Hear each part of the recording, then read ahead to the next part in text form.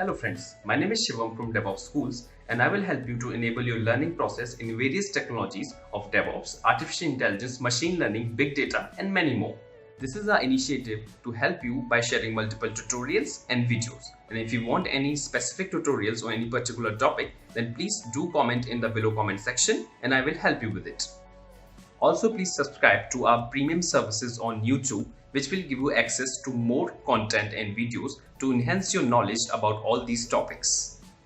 Also, if you want me to help you with regards to the online trainings and classroom sessions by our qualified trainers, then please do write me at contact@devopsschool.com. Thank you. So when I see all this buzz around it, and when we want to define what is Docker, the only thing which comes in our mind is Docker is a container management tool. So it manages your container. Okay.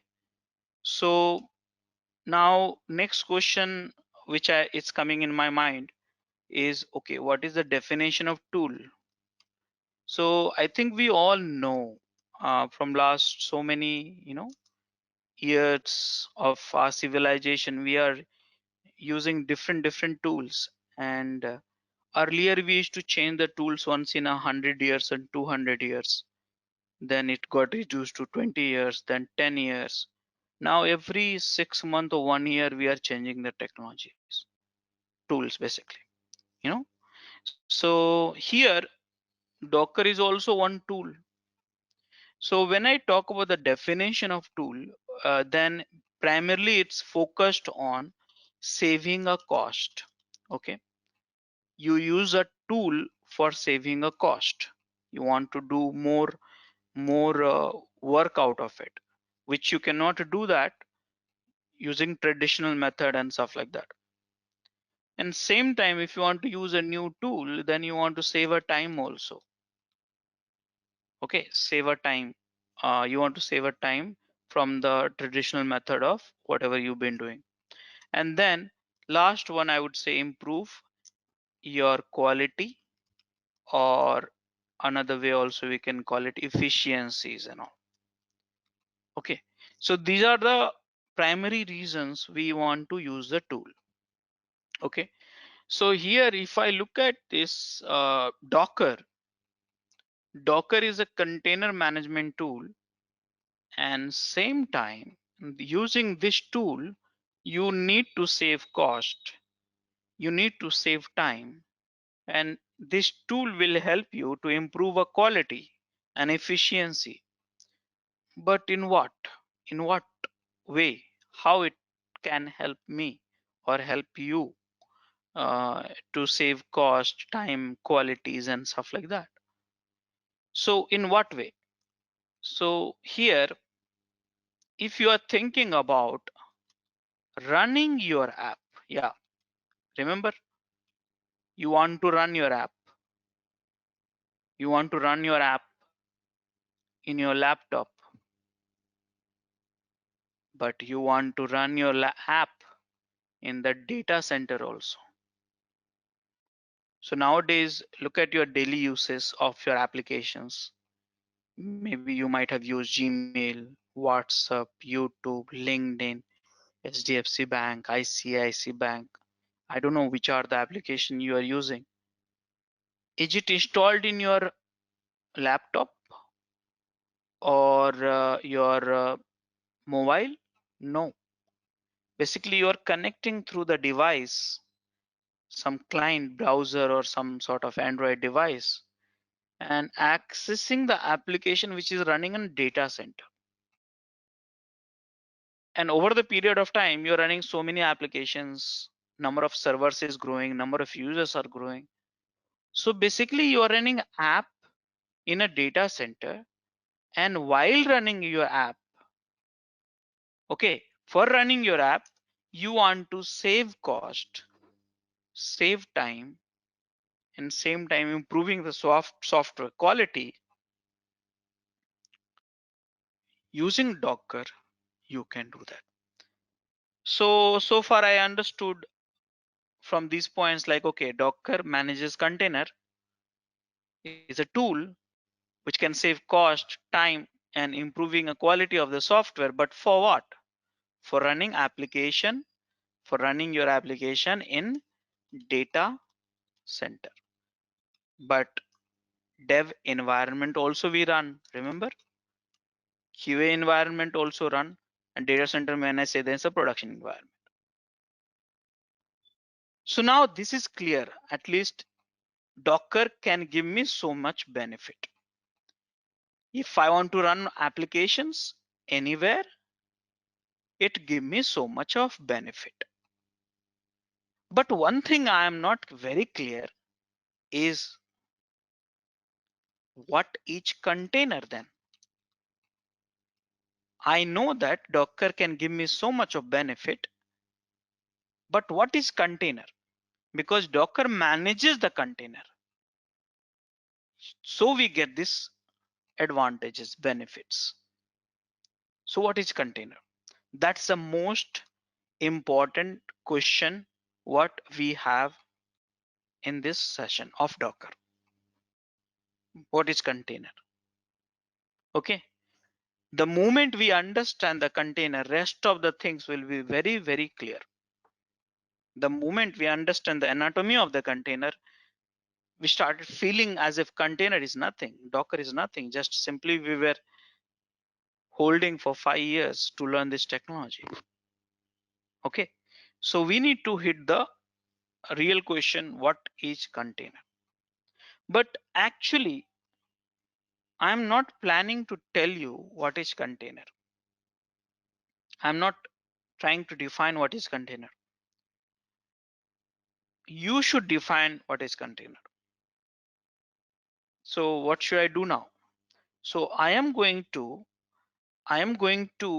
talk about some of the technologies, some of the components, some of the things which you know already. Yeah, I know most of you are into software domain. Most of you have done the engineering degree. Most of you have done the computing, you know, study, computing model studies and all. Everything you know. I'm just going to remind you how applications it can run, and then based on that you can define what is container, not me.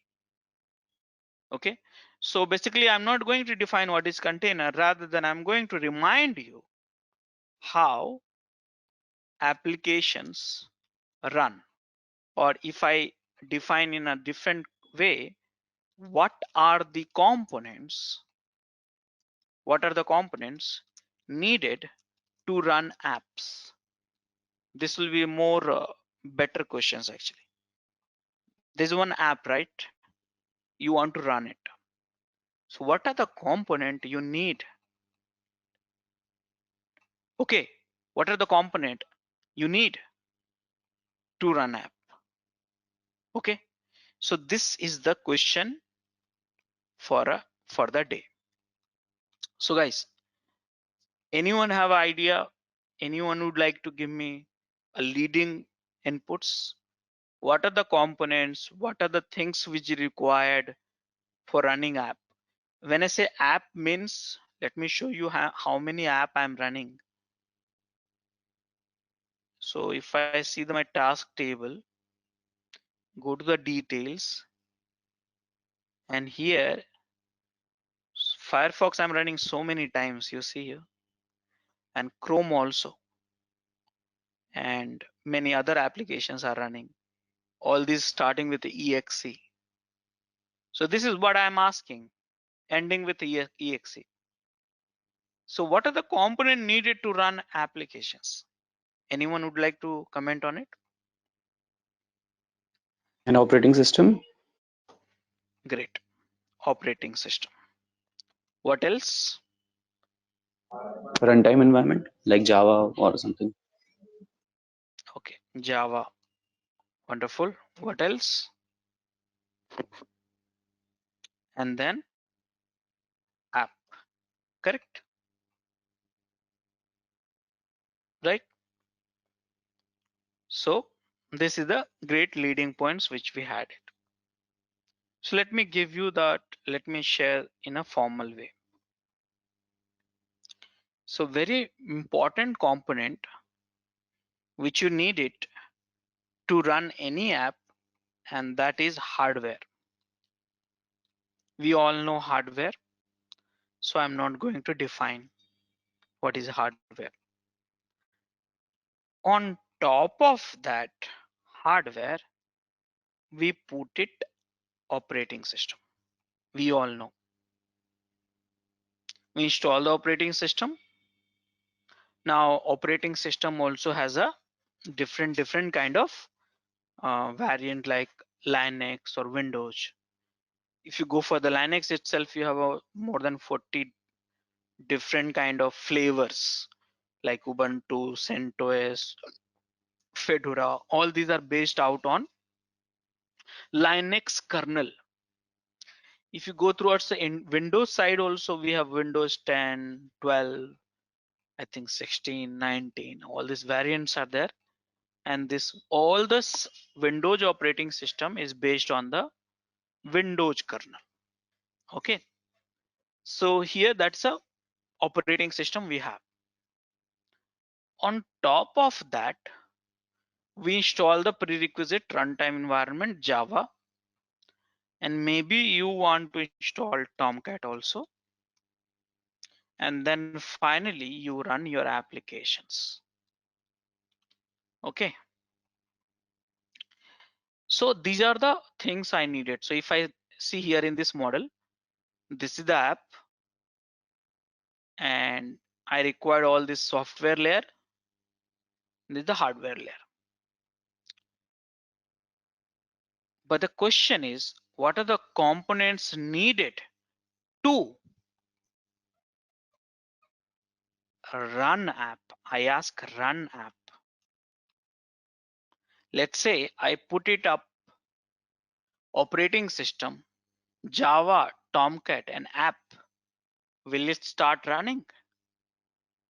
No. I have a few applications which is not running here. You see here, I have a few applications in my system. Okay. Let me show you here. Where is that? Task manager. I have a many applications in my system which is not running yet. Correct? But Firefox is running, Chrome is running, and many other application is running. But there are one application I installed, Jenkins is not running. So I ask a question, what are the components needed to run your app? Runtime environment. How this run happens, how they started running. I'm not talking about in the shutdown position, your stop positions and all. Okay, so anyone have any comments on it? Anyone?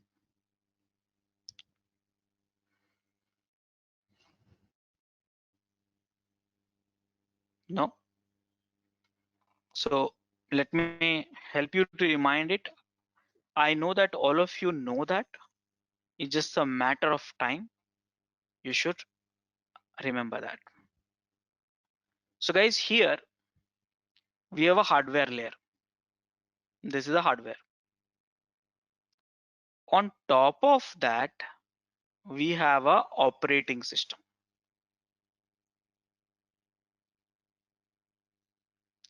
Guys, operating system contains what? Anyone would like to tell me what operating system contains?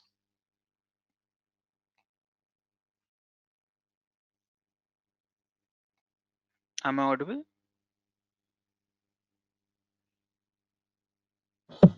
It can schedule your process and jobs. So what operating system contains?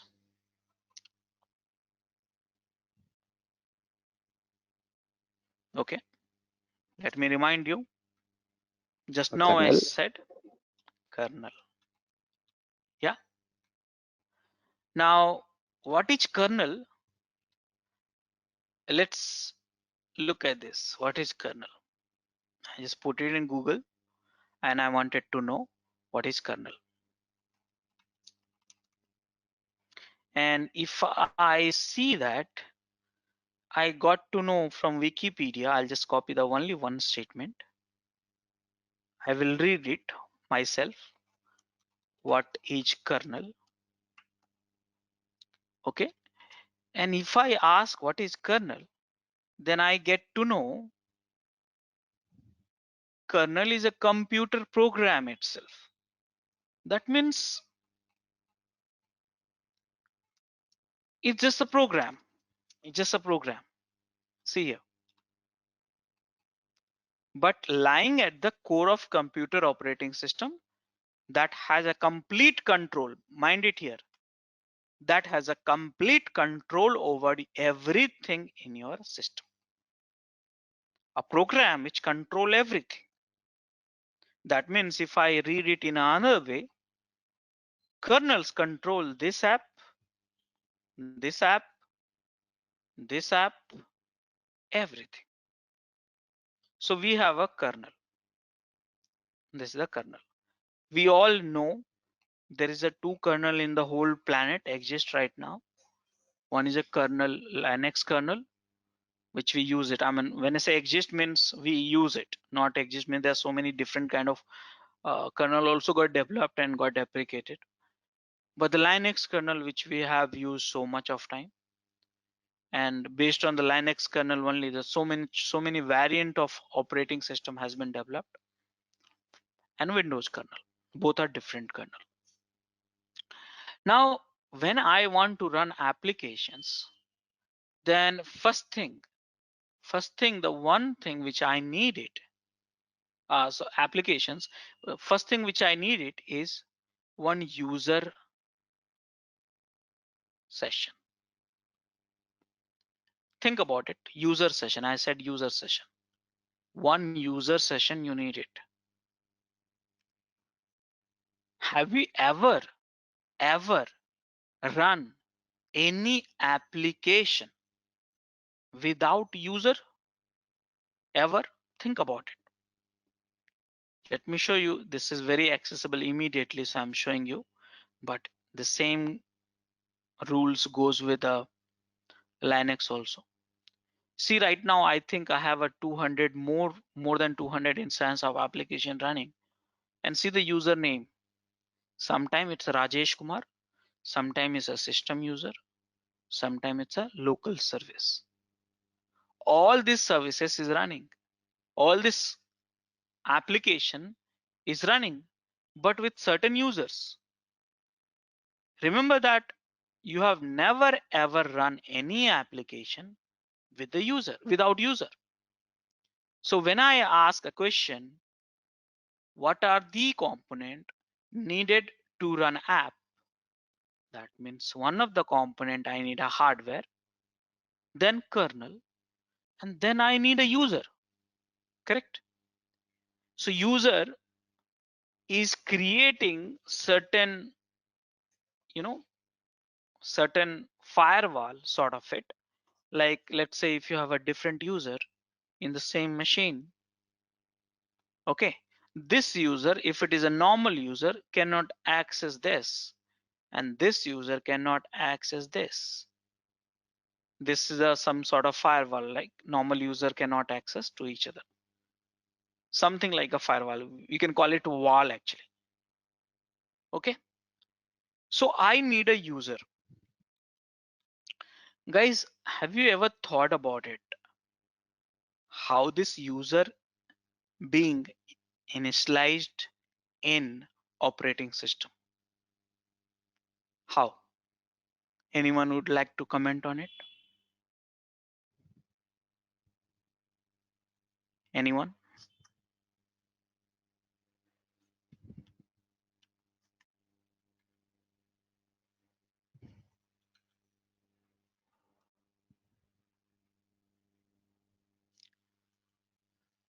Guys, am I audible?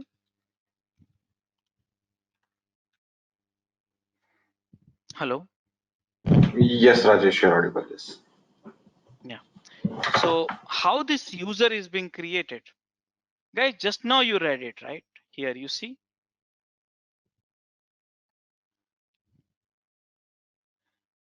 You see here, operating system that has a control over everything in the system.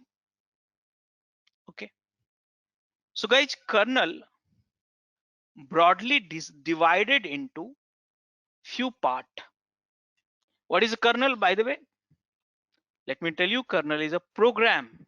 Yeah, it's a program broadly divided into few part that we call it namespace,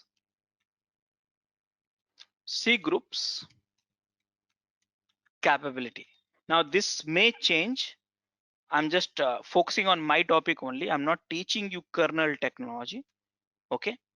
I'm just focusing on my question, and that is what is container. Okay.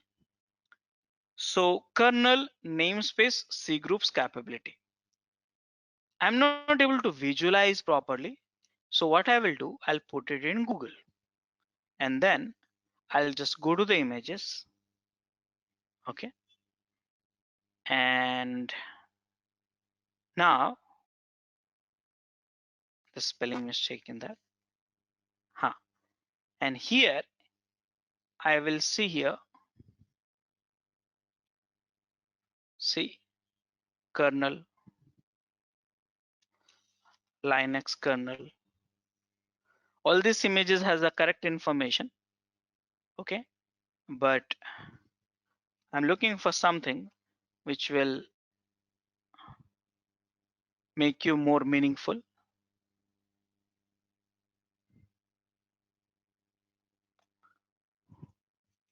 Docker.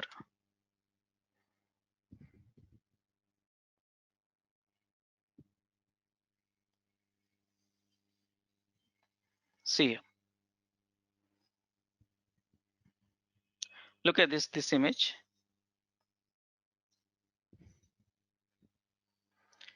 This is the Linux kernel.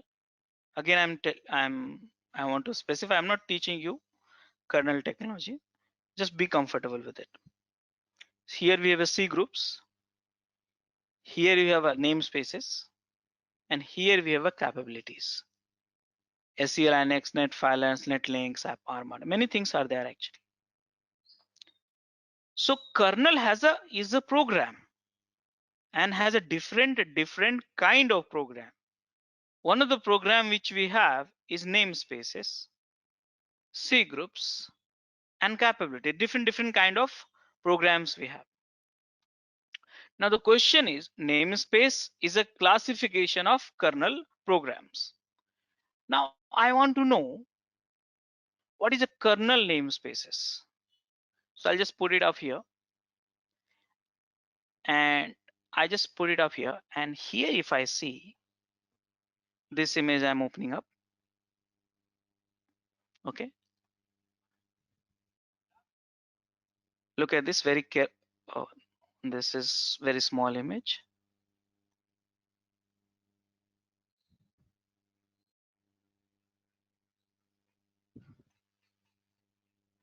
Huh. So this is a good image. Okay, look at this very carefully. Learn from yourself. If I see here Linux namespace, you see my cursor, and again a Linux namespace is a type: net, IPC, mount, PID, user, and stuff like that. So if I see it here, hardware, you need a hardware. On top of you need operating system. Then inside operating system you get a kernel. Kernel is divided into multiple logical group of programs. One of the group we call it namespace, then second C groups, and third capabilities. Now namespace itself has a type, different type, as you can see in this image. So now you must be wondering why I'm talking about. So again, back to the same question. What are the component needed to run applications. So I need all this hardware plus kernel, which constitutes of operating system, but I need a one user. And the question was how this user is being defined. And then second question is, this user would require some sort of file system. Okay, that's the one thing. This user got created, that's one thing. Now you need required file system. Why? Why do we need a file system? Remember guys, you want to install Java, you want to install Tomcat, and then you want to install applications. So question is, where you are going to copy the files of Java, where you are going to copy a files of Tomcat, where you are going to copy a files of applications. That's a question. Okay, that's a question which you should be having in your mind. So guys, then I will go into the file system. I don't know what is a file system now. Anyone have a knowledge on the file system? Please tell me. What is a file system?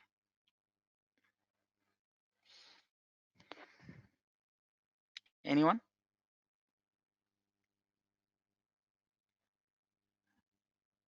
Guys? Basically defines how you store and get data on a PC or whatever system. Okay. Yeah, that's a good definition. I would like to add here one more points. So file system is nothing but a collections of file and directory for specific purpose. Understand that. Specific purpose. Okay. There should be some purpose for that. Collection of files and directory. Like one of the file system which you might be using every day is your Git repository. Is a file system. Okay. Is a one file system. But for what purpose? For your code, source code of your product. So guys, if I talk at the broadest perspective about the file system, we have a 4 kind of file system. Type we call it. Again, here also have a type. And guys, I request you to focus on all this topic. It's very important. One of the file system type is boot file system. Second type is a root file system. Third one is a application file system. Fourth one is a user file system. This is a broader file system which we use it. You can create any other file systems also, depends on you. Okay, so this is the file system. Now I just put it in Google Images and see if I get something.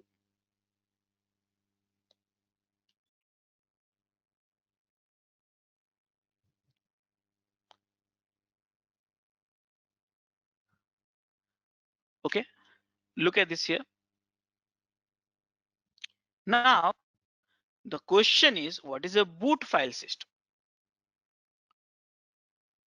So guys, if you look at this image, here you have a hardware and here you have a kernel program, right? Remember, kernel is a program. So the kernel is a program. So of course, this program has to be stored somewhere. And when you start your PC, it has to load somewhere in the memory. So you can get the runtime environment. So guys, when I say boot file system, this is nothing but your kernel. Can you see it? No, while runtime, but it will be loaded. It controls everything. It controls everything. But if I want to go to the kernel files, I'll not be able to see that. To watch our complete session, enroll for our premium membership. Click onto the join button and enroll yourself with the best suited option. So this is a kernel. We call it a boot file system. The boot file system. Using that, you boot the system. Now, second one is a root file system. What is a root file system? Guys, a root file system is a file system which you experience it when you log into the compute unit. Here, if I see, look at this, there's so many images, good images. I think this is a little small, I think so. Let me make it bigger. Guys, have you seen these file systems ever? Look at this. Have you seen this file system? I'm not able to remember this file system. Anyone have seen it? Yes, Rajesh. Yes. So if you have seen it, then you know that this is called root file system. This is called, this image has come small, but this is called root file system. Okay. This is called root file system. Now, if I want to show you in Windows, where is a root file system? So this is my PC here, and here you have a root file system. See, I have a C drive, E drive. I can see it. I can go inside a C drive. I see that it's a Windows, somewhere Windows here. Program files, program data. These are the root file system for Windows. I'm showing you Linux because you're more likely to use Linux for the container technology. See here, this is the root file system. The file system which get mounted at the root location is a root file system. Okay, so now you have understood the root file system also. Then what is the application file system? Guys, application file system is of your applications. Let me show you here. In my machine, I have installed some of my application in a tools directory, and let's say just a JMeter. Okay, so this is the application file system. Whatever files and directories you see here is your application file system. And now, third one, user file system. I want to show you my user file system. Users, Rajesh Kumar. This is my user file system. Collections of files and directories for a specific purpose. That's my user file system.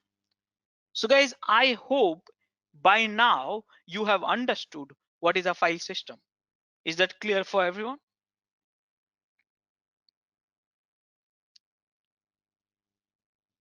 Yep.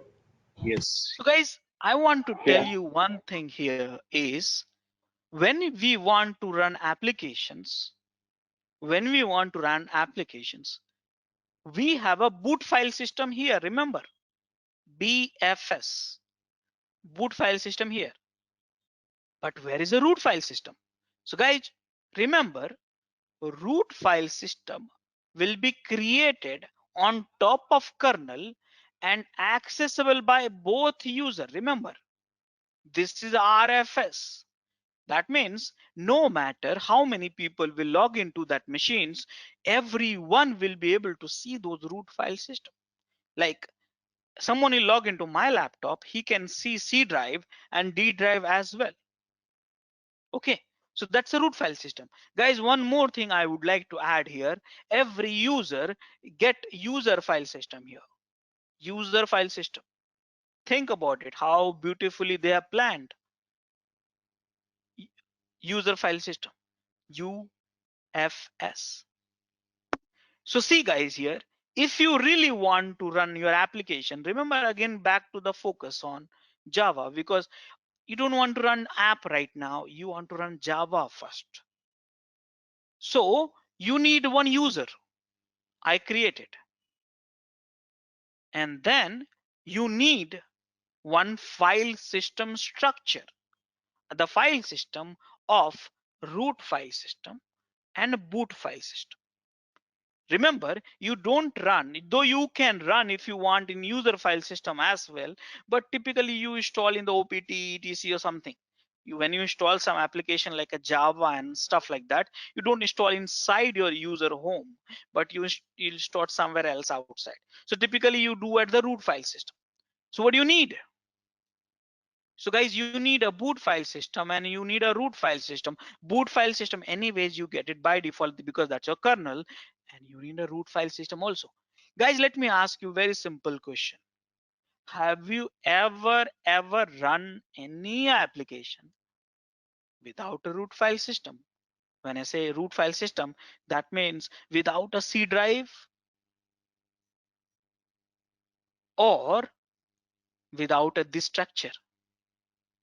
No. So guys, what do you need? So we need one root file system. Okay, so I'll keep writing it here. So we need, remember, I am not talking about the multiple app. I'm talking about the only one app. Okay, how many user needed for running app? One. How many file system you needed?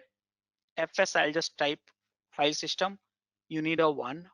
Okay, guys, can I call file system account MNT? Okay, one. Okay, now what you need?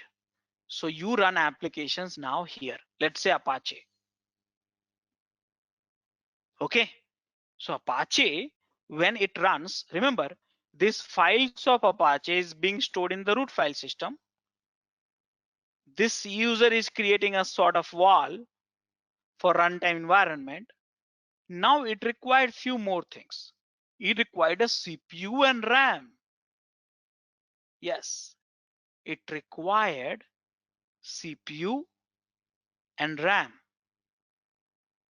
So guys, request you all to look at this because it's a Windows right now I have accessible. Same thing, similar things, it works in the Linux also. So guys, look at this table. Tell me one thing. How this any applications get CPU and RAM? And who's allocating CPU and RAM?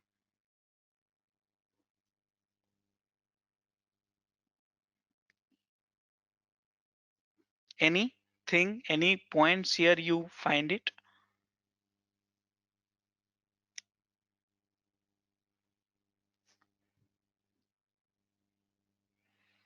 Anyone, guys?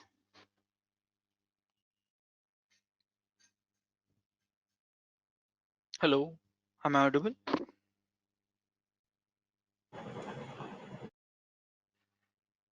Yes, we can hear you, Rajesh. I think it's the OS or the kernel that allocates CPU and memory to the apps, I suppose.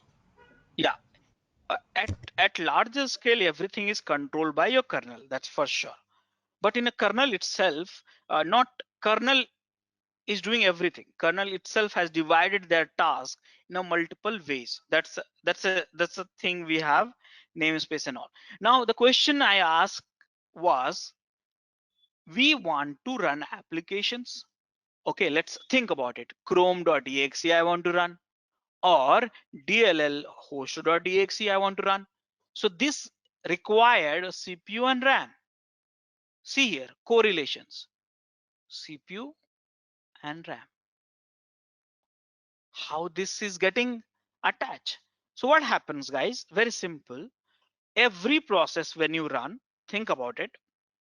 Every process, it can be temporary process, it can be daemon mode. You keep running that process. There's a two kind of process. Okay, one is you run it, you get the output and exit that process, clear the CPU and RAM utilization.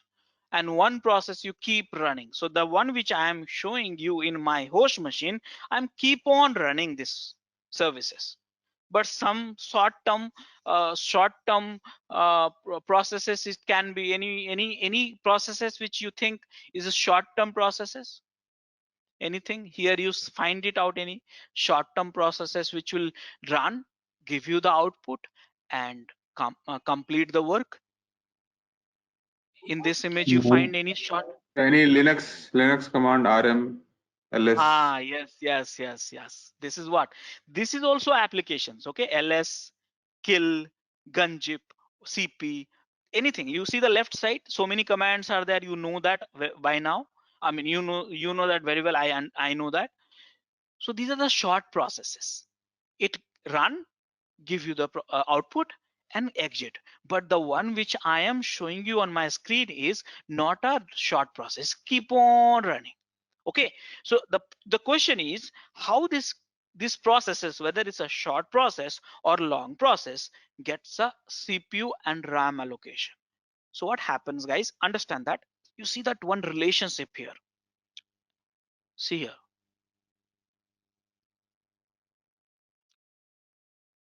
See here. Every process you run, again, please hear me out very clearly.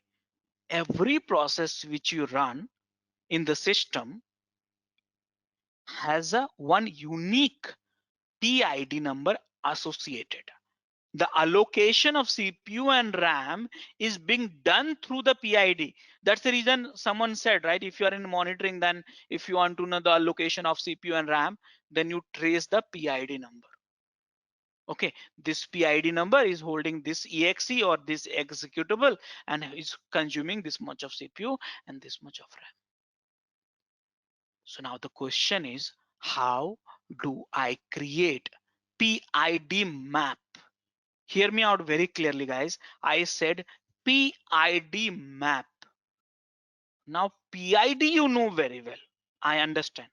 But the question in my mind which is coming, what is a PID mapping?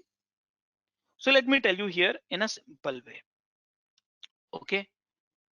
So one PID map, when you create, then it's always start with 0.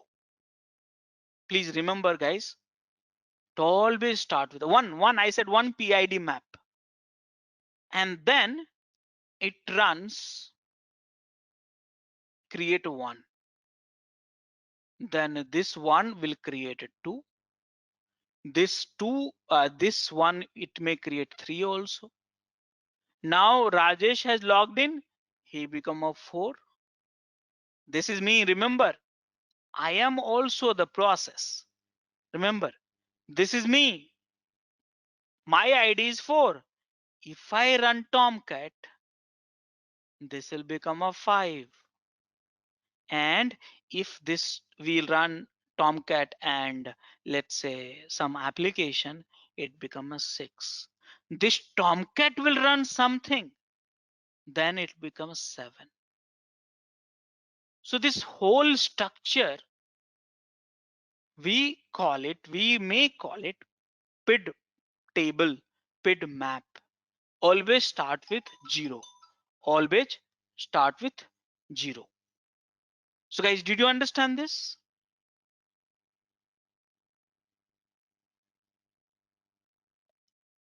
All of you? Yep.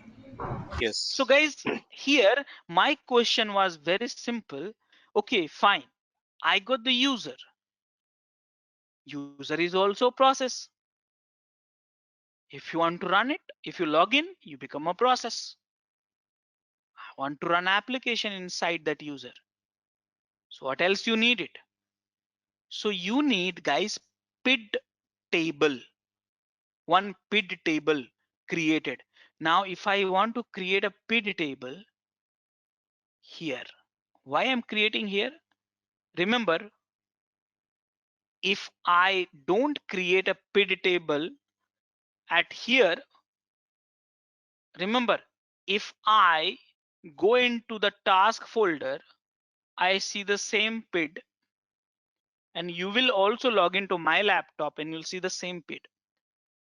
So here, what I'm trying to tell you here, this user and this user or n number of users will be sharing the same PID. Okay. So this users may be 6 process, This user may be 7 process, and these applications may be 8, and these applications maybe you are running Tomcat 9. So here, look at this very carefully, guys. Both user is sharing the same PD table, same root file system, but user specification is separate. Look at this. But here, my target is this app. Okay, so now I will write it down. For running application, you need a one user. Okay, need one user. You need a one mount, which is a root file system. Here it is. This application can run on this mount. And you need a one PD table. PD table again, this at the for every user, but for this application, you require minimum one PD table. I said PD table, remember, okay? And then, guys, this application is running. Now you must be wondering how this CPU allocation and memory allocation happen to the PID and then ultimately to the process. Who's responsible for it? So guys, there is one more component which I talked about it. You find in the what do you say kernel, and that is called C groups. I don't know what is C groups, so I just did Google and I found out. Okay, great. C groups is a Linux kernel feature. It's one of the feature of Linux kernel. See guys here, that limit accounts for and isolate the resources uses. When I say resources uses means of a collections of process. Are you getting me, guys? All of you? Yep. So guys, who's responsible for allocating the CPU, reading from the hardware and allocating to the processes, collections of processes? Who's responsible for it? C group. But C group associate the CPU and RAM to the processes. So you need a PID table. That is what I was showing you in this picture. See this, all RAM and CPU is attached to the PID. Do you see any application which is without a PID? No, never. So one thing also I got to know, in order to run applications, I need hardware. Hardware has operating system. Operating system has kernel, which is nothing but a program. Kernel is divided into the namespace, C groups, capabilities. Here we have a user namespace, which create a user namespace. We need one user. We need a one root mount system, root file system.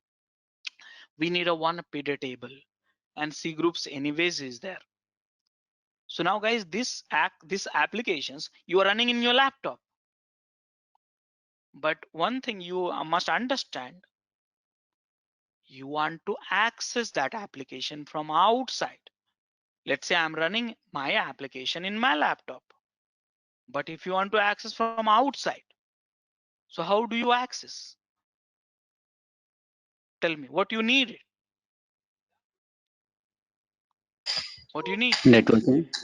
You need Guys, we need a networking. You got it correctly? So we need to create in a slice one networking. Again, remember it. Networking, I will initialize at the kernel level, and that will be accessible for both the user. Yes, mind it here. Same networking will be used by both the 3 or 4 or user in that laptop or desktop or whatever it is. So guys, we need a networking. Why? So other people can access it. Though for the runtime, you don't need it. For runtime only, these are the things which is needed. But for accessing from outside, we need a networking. How many network you need? At least one. So guys, look at this here. I had asked you, what are the components needed to run applications?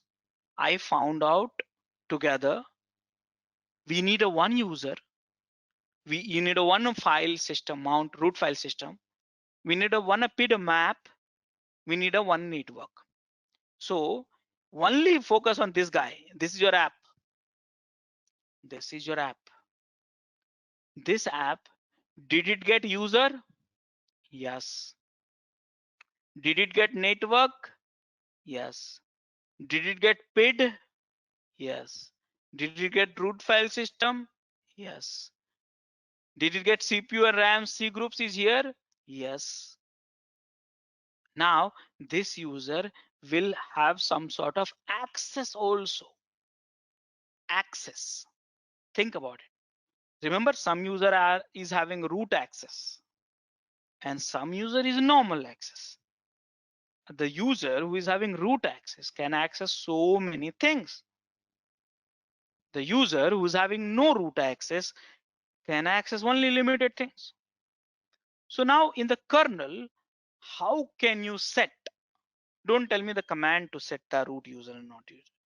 The kernel, how can you set a person is a root user, have every access, or a person who is having the non-root user?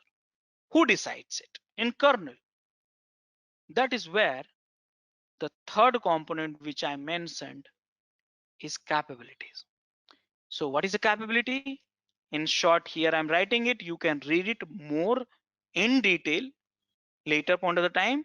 Decide root or non-root. Simple.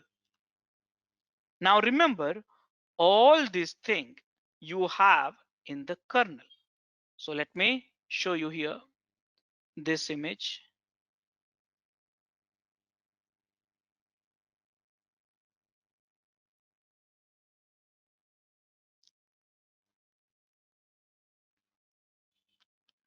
This image was good.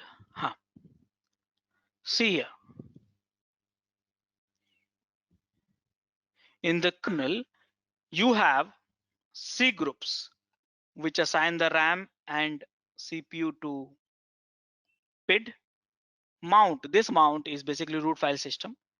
PID, user, okay, network, capabilities, all this thing you have it. If I show you another image,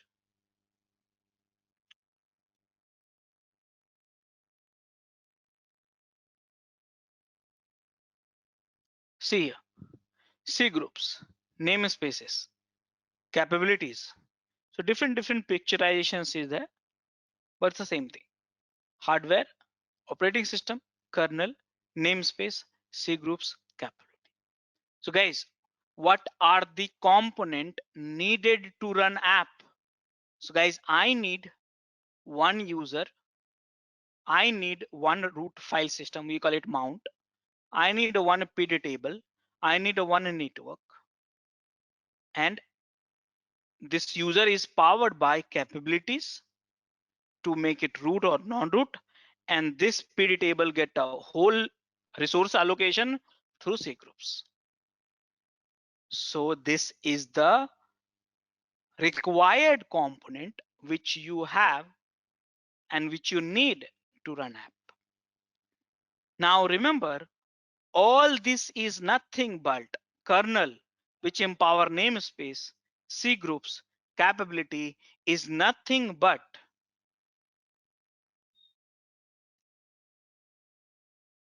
okay, computer program. So guys, so far so clear. Any confusion? Any confusion? No, Rajesh. Great. So guys, now the question is not about the need only. It's all about can create by OS.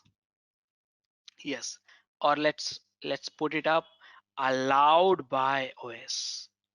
Okay, it's not about the need now. Need we understood 1 1 1 1. But guys, question is allowed by OS. Guys, I'll just take little bit of deviation from this topic. Do you understand what is the class and what is the object concept, all of you? Yes, Rajesh. Okay. Yes, Rajesh. So tell me guys, how many objects you can create from one class? As many as you can fit in the As many. memory of the system. Wonderful. Yeah. Guys, let me ask you one thing. When you create an object, don't you think it's just an impression of your class itself? All the properties and functionality you get in the class? Sorry, object. Yeah. Yes. So you know that. I don't have to teach you. You know everything. I am reminding you classes and objects. So you only said to me, you can create as many objects you wanted from the one class, hundreds of each. Okay, hundreds of each or millions of each, I don't know. Depends on the limitation of RAM, that's true. And whatever the objects you create, you get a something similar capabilities, something similar property. Okay, see here, this is the one of the examples. I'm not teaching you OPS concept. You know that, I know that very well. But let me ask you guys here, correlate the stuff. I'm not telling it kernel is been written in a form of class and object concept. But what I'm telling you is kernel is a program, namespace is a categorization or type of programs, user is one of the namespaces, is again type of namespaces. So how many users can be created in an operating system? Tell me. How many users can be created in an operating system? As many as possible, As many as depending possible, on depending Yes, on the multiple. space. Yeah. So see here, this operating system company is allowing you to create multiple user. Again, this multiple user can be created from the user namespace. They're allowing you. That's superb. But here, if I see how many root file system you have seen in an operating system, tell me. limited. They were like 7 or 8. No, ETC, root file OPT. system. No, root file system. Those are the It's one, directory right? you're talking about. One. Yeah, one. Only one. One. I'll put it in a Only simple one. way. Have you seen the multiple C drive and D drive? No, only one. No. Have you seen 2 OPT? Have you seen 2 ETC? No. Root file system, only one. So guys, operating system allowed you to instantiate only one root file system. And let me tell you guys here, very simple way. This root file system is accessible. Mind it here, I'm saying here. This root file system is accessible to all user. All user. It's not like I will not be able to access C drive. It's not like that. Every users will be able to access C drive. So it's like that. Now, guys, how many PID table you get it in one operating system? One. For each process, one. Yeah. Oh, it should be Why? one. Because yeah, you just now I told you PID table. Remember, sometimes you call it a PID table, sometimes you call it a PID map. Depends on the individual understanding and all. But I call it PID table or PID map both. Okay, so here zero. Always remember one PID table start with a 0. So system allocate one PID table only, allowed by only one, and a network also one. Network means one network you run it, so you get only you can run Apache only on 80 port. Second Apache, if you want to run, you cannot reuse the port 80 port. Think about it. You cannot reuse it because of one network. But see here, very simple concept, guys. Kernel namespace, type of namespace. How many need for running app? 1 1 1 1. How many allowed? Multiple 1 1 1. Can means how many you can create. So guys, you can create a multiple user. To watch our complete session, enroll for our premium membership. Click onto the join button and enroll yourself with the best suited option. You can create a multiple root file system. You can create a multiple PID. You can create a multiple network. Yes, that's true. They can create multiple root file system also. It's just a matter of initialization. Remember the object concept you only have taught me. But not allowed. Not allowed. Not allowed. So the question is, why not allowed? Why these operating system companies are not allowing you to create multiple network, multiple PID, multiple root file system? Why? Anyone? It's harder to manage it that way. The Yes. uniqueness goes away. Why it's not allowed for multiple PID, NAT, and MNT? MNT means mount. Okay. Why? Guys, the answer We is need to hidden violate in the answer is hidden in the one keyword which is called PC. Do you know what is the PCs? What is a PC? Everyone? Personal computer. Simple, yeah? That basic You must be basic. laughing on me. You must be laughing on me. But guys, why this is not allowed for multiple? Why this operating system not allowed for multiple PID network and MNT? And the reason is personal computing. Let me recall our evolution of computing. Remember, when the computing was invented, they invented computing, operating system, kernel, all this stuff at the time when internet was not born. Concept of data center was not exist.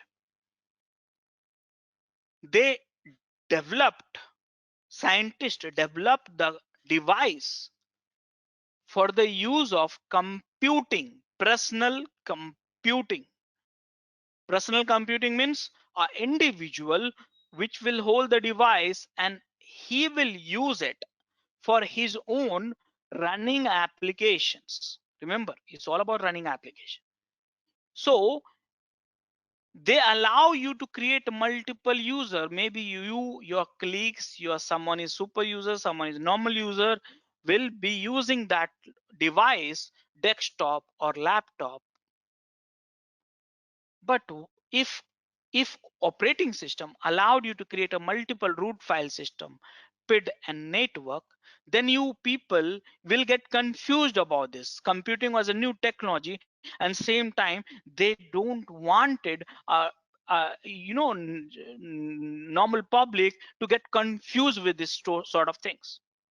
So they wanted to make it very handy. So they say it's a personal computing. So when I say here, when I talk to the operating system, they said, I develop operating system from the personal computing perspective. But now you know what we are doing? We are using the architecture of personal computing for running application in data center. Yes. Same operating system and same kernel, which was designed, think about it, which was designed for personal computing, now you are using to run application in data center. That is where the problems coming from. As long as you are running this architecture in personal computing, everything is great. But when it comes for the data center, then we started looking for this stuff. Are you paying for the Google? Are you paying for the Facebook? Are you paying for the YouTube? Are you paying for the any applications you use it? All of these applications which you use from morning till evening, night, you're not paying for it. So those organizations wants to run their applications in the data center, and while running for you free of cost, they want to save a cost for runtime environment. They want to save a time. Time means they want to do the multiple releases in a day, patching, hot fixes, new things, new features, bug fixes. They want to do in a few seconds. Not, it should not be having downtime. At the same time, they want to provide a more efficient way to the for the running application, so developers and QA people can spend more time on the improving the quality of the software. This is the objective for the organization.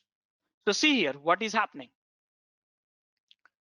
They are using PC architecture in the data center to run your app, but same time they want this objective. So what do we do in this case? If I look at this architecture of kernel, multiple user, multiple root file system, multiple PID table, multiple network can be created, but not allowed. So now with that inputs, let's get into the evolution of computing. Okay, having a mind in your mindset, evolution of computing, how to run applications in data center cheaper, faster, better. Simple. Same keyword, I just wrote in a different way. This is the questions now. Okay, so guys, whatever I wanted to teach you, did you understand, all of you? Any questions so far?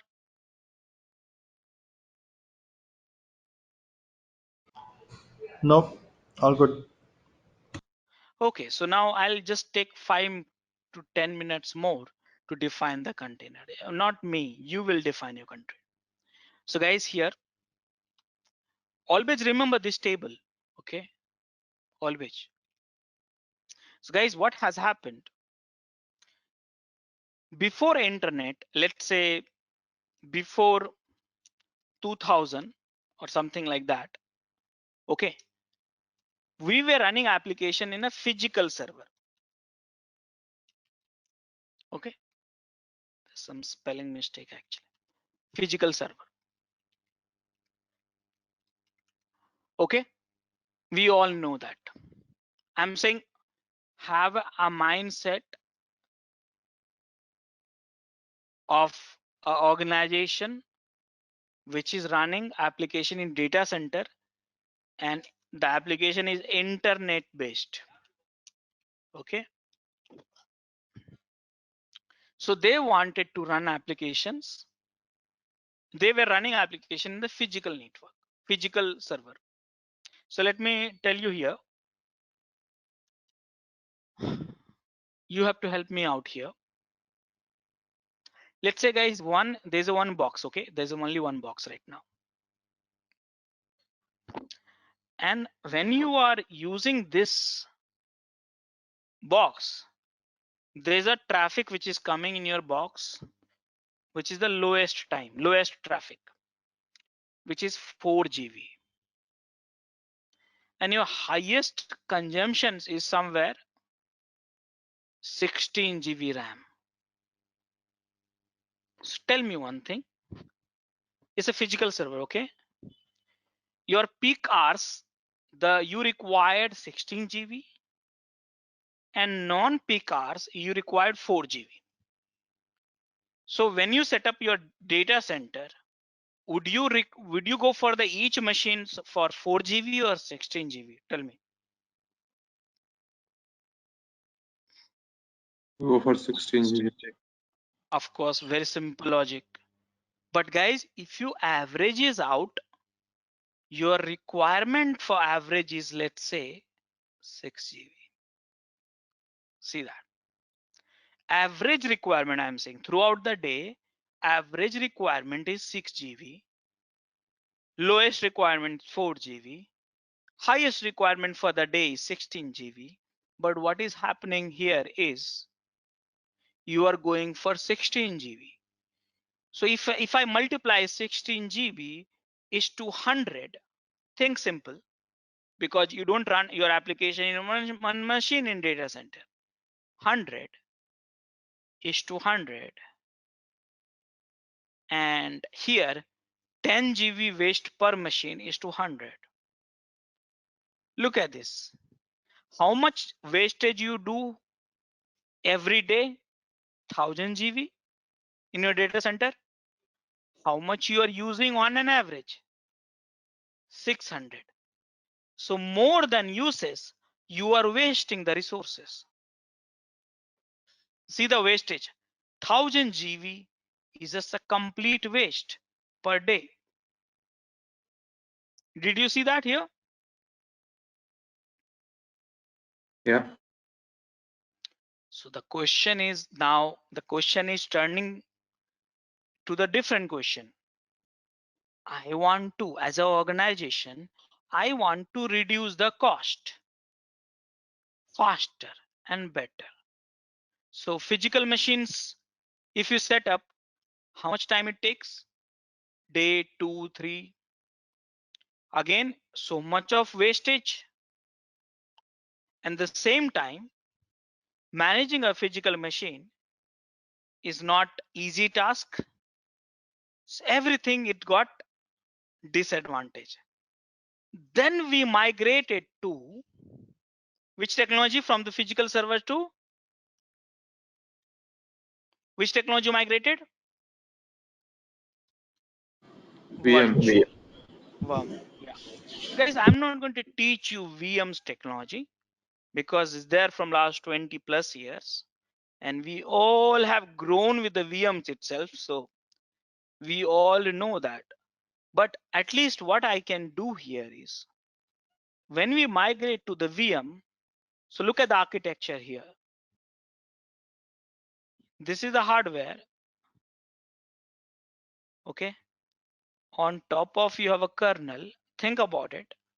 Look at the architecture. And top of kernel, you have a VM. 1 VM, 2 VM, 3 VM. Okay.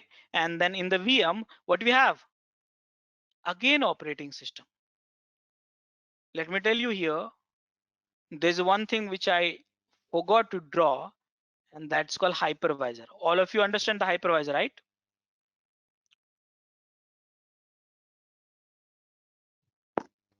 All of you? Yes.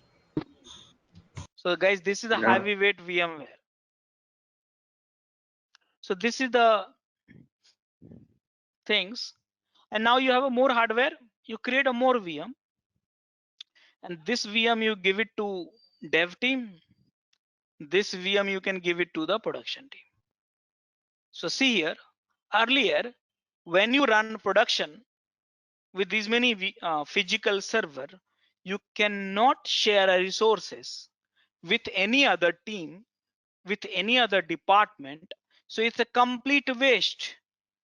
But because of the VM technology has the different create a different environment altogether. So some of the machines which you created can use for the production. Some of the machines which you can for the dev, QA, or other department, other project. Basically, you can share that resources. Wonderful. Now what have happened here is on the top of operating system, remember again, this is a very important thing, very important. On top of operating system, You create one user, you have a root file system, you have a PID table, and you have one network, and then applications run. See here. Same thing here also. One root file system, one network, one PID, and then user application runs. Again, same, repeat, PID. See here. So ultimately, remember, ultimately again, recall the discussion, very important discussion. Just give me 5 more minutes. What are the components needed to run app? User, network, MNT, PID. Do you get it? Yes. From where? This kernel, this kernel, this kernel. Applications is happy and they run for you. So virtualization technology helped you for reducing the wastage of 1000 DV to 200 or something like that. Now you understand that, everyone?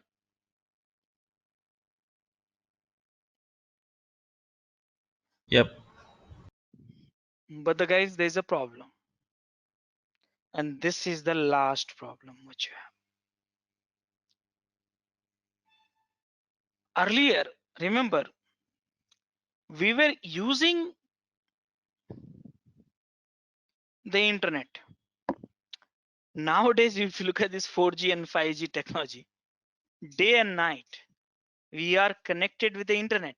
Yes, think about it. You are logged into Gmail all the time. You are logged into YouTube all the time. Some data is coming and going without you doing something in your devices. So that means those applications like a YouTube or Gmail or WhatsApp or this or that, it's continuously running, right? So usage has grown too much. You are using this application too much. So now guys, organization needs more compute, more storage, more cheaper data center. But at the same time, you are not paying for it. You are not paying for it. They are making some money from ads and all, but still they want to reduce. Remember, same goal again. I will write it. They want to reduce cost for running app. Virtualization model they are using right now, VM's model, and they want to further reduce this cost. They want to save time also. Let's say VMs which creates in the 5 minutes new instance and till the running applications, maybe want to reduce by second. Yes, I said second, please mind it. That means roll out new changes in thousands of machines should be in a second. Rollback should be in second.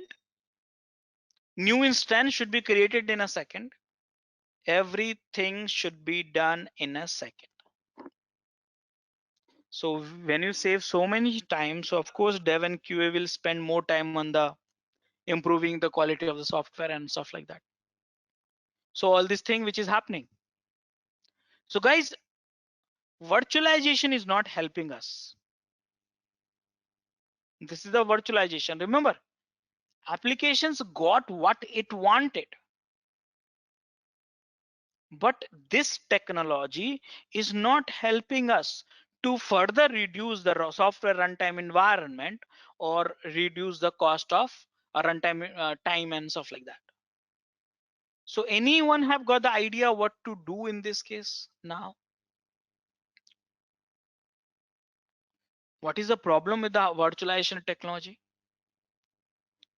Anyone? Repetition of all the operating system, PID and everything. Wonderful. And then Yeah. Any more inputs, guys, from all of you? heavyweight hypervisor. So heavyweight hypervisor, operating system, repetitive operating system. I want to run 3 applications, 3 Apache, 3 Tomcat, 3 Java, or 3 applications, 3 operating system, repetitive operating system, and heavyweight hypervisor. There's a 2. Wonderful. You guys are great. So you got this problem area. Now we'll spend some time figuring it out. What is the solution then? Okay. So by now, I think all of the inputs you have it. What you need to do is you need to become architect now. Everyone can become architect. I'm not asking you to code for that solution. I'm just asking you to suggest that solution. Okay. All the fundamental stuff we have covered. And I'm going to ask you to suggest some architectures which can overcome a disadvantage of virtualization technology. And same time, I can get lots of things within a second. That means whichever we have discussed already. Okay. So guys, with that in question in your mind, I'm going to call out for the break and we'll meet up at 11:15 a.m. IST, and then we'll conclude the discussion and we'll move on to the next topic. Along with that, you can access our other tutorials such as Docker, Ansible, Jenkins, Terraform, Splunk, AWS, Azure, and various other DevOps related premium tutorials with our channel membership. If you would have any issues with our channel membership, you can drop an email to us at contact@devopsschool.com, or you can also unsubscribe from channel membership anytime if you don't want to continue or did not like the video. To get our channel membership, click onto the join button, select the 399 plan and grow your skills immensely. Please be kind enough to like it, and you can comment any of your doubts and queries. We will reply to them at the earliest. Thanks for watching.